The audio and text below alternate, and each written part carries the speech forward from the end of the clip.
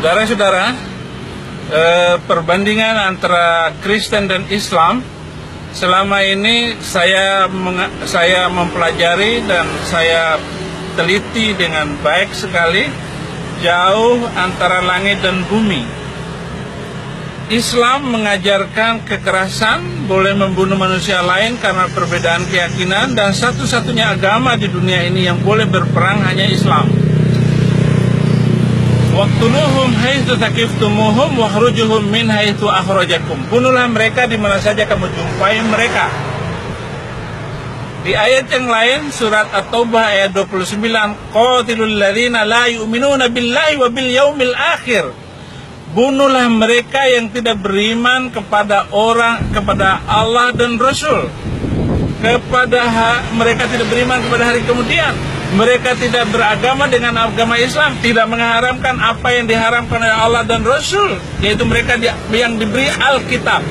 Ayat ini jelas sekali menyuruh membunuh manusia yang telah diberi Alkitab, yaitu orang Yahudi dan orang Kristen. Maka itu sebabnya di negara-negara mayoritas Muslim, gereja saja susah dibangun. Kenapa? Karena ajaran yang begitu mengerikan. Tidak ada. Sementara Yesus mengajarkan begini, Matius 5 ayat 44, kasihilah musuhmu dan berdoalah untuk orang yang menganiaya kamu. Di satu sisi boleh membunuh manusia lain karena perbedaan keyakinan, tetapi Yesus mengajarkan kasihlah musuhmu dan berdoalah untuk orang yang menganiaya kamu. Ini luar biasa, saudara-saudara. Di sana banyak orang susah untuk membangun gereja, tetapi di tempat lain orang boleh melakukan apa saja, maksiat dan sebagainya. Maksiat diberi, tetapi orang beribadah kepada Tuhan dilarang. Itu perbedaan-perbedaan. Apalagi di dalam Alkitab dengan Al-Quran itu beda jauh sekali.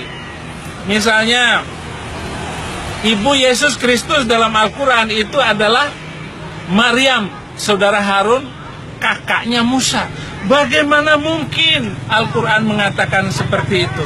Tidak ada cerita di dalam Alkitab bahwa Maryam, ibu Yesus adalah saudara Harun, anak dari turunan Imron. Tidak ada. Maryam tidak punya saudara laki-laki. Tidak ada. Inilah sebabnya saya katakan bahwa Al-Quran ini bukan firman Tuhan. Bukan firman Tuhan. Jadi karangan dari Nabi Muhammad. Belum lagi kalau kita memperhatikan ayat-ayat yang berkaitan dengan perkawinan Nabi. Semua ayat-ayat Al-Quran itu untuk membela Nabi. Lalu dipanggillah Jibril untuk membenarkan semua perbuatan Nabi. Misalnya di dalam Al-Quran surat An-Nisa ayat 3, laki-laki hanya boleh beristri 4, tetapi Nabi Muhammad istrinya 11. Istrinya 11 yang diakui oleh orang Islam. Yang saya baca dalam kitab Al-Halabiyah, itu istrinya 23 orang. Jadi beda jauh semuanya ini.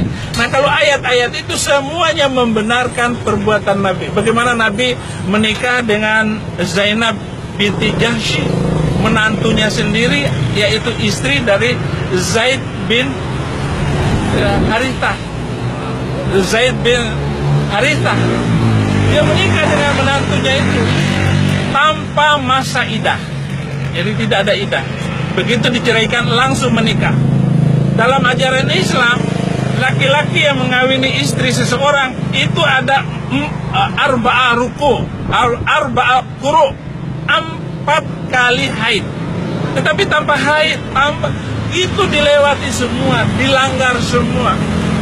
Muhammad menikah juga pada bulan haji, padahal dilarang menikah pada bulan haji. Larangan keras, tidak sah haji seseorang kalau melakukan perkawinan, menikah pada bulan haji. Tapi semuanya dilanggar apa yang diajarkannya itu.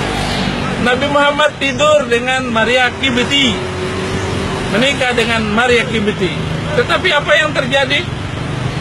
Istrinya Hafsah marah karena ditiduri. Akhirnya turun ayat surat ke-66 ayat 1. Hai Nabi, kenapa kamu mengharamkan apa yang dihalalkan oleh Allah bagimu? kamu hanya sekedar mencari kesenangan hati istri-istrimu, padahal Allah lah yang lebih kamu taati, lebih kamu hormati. Jadi ayat ini membolehkan menikah dengan budak, bukan menikah, tidur dengan budak. Maka TKW yang dikirim ke Arab Saudi itu banyak yang hamil. Bulan ini sudah ada 234 TKW sedang menanti hukuman pancung. Kenapa? Karena dia membunuh tuannya. Nah, tuannya itu sebenarnya tidak salah. Karena tidur dengan pembantu itu dibolehkan dalam Al-Quran, bukan 1-2 ayat. Artinya hukum yang dibuat di dalam Alkitab, tidak boleh tidur dengan pembantu, tidak boleh nikah dengan pembantu, harus menghormati yang namanya budak. Tetapi oleh Al-Quran dihalalkan dan dibolehkan. Ini bagaimana, saudara? Bagaimana ajaran semacam itu? Itu sebabnya saya pindah dari ajaran yang nggak jelas itu. Saya meninggalkan Islam itu sendiri yang sudah membesarkan 41 tahun.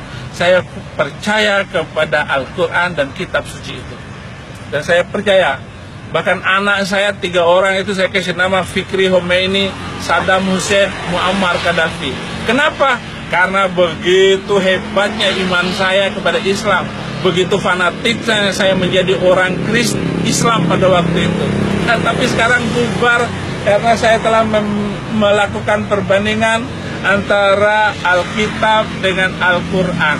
Nah, buku yang sedang Anda baca ini adalah buku di mana perbandingan yang jelas dan hukum yang jelas, aturan yang jelas, jelas semuanya bahwa Alkitab itu adalah terang Tuhan, terang yang menerangkan, berkat yang memberkati. Itulah yang saya nikmati selama ini.